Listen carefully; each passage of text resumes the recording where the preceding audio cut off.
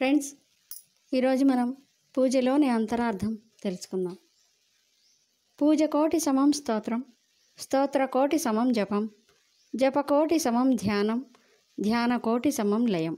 అంటే కోటి పూజలు ఒక స్తోత్రంతో సమానం, కోటి స్తోత్రాలు ఒక జపంతో సమానం, కోటి జపాలు ఒక ధ్యానంతో సమానం, కోటి ధ్యానాలు ఒక లయంతో సమానం. అంటే మనం కోటిసార్లు ధ్యానం చేస్తే కానీ ఆ విశ్వంతో ఏకం అవలేం.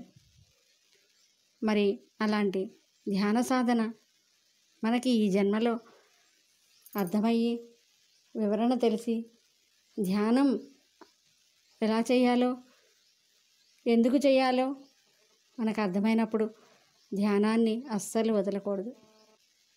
అంటే భౌతిక ప్రపంచంలో ఎల్కేజీ నుంచి పీజీ దాకా అని ఎలా అయితే చదువుని కొనసాగిస్తామో, ఆధ్యాత్మిక సాధనలో ఉన్న ప్రతి వ్యక్తి పూజ నుంచి మొదలైన ఆధ్యాత్మిక సాధన ధ్యానంతో అంతమవ్వాలి. ఆ పరమాత్మ స్థితికి చేరాలి అంటే మనం అందరం తప్పనిసరిగా ధ్యానం చేయాలి. అదే పత్రిజీ వివరించే కాన్సెప్ట్.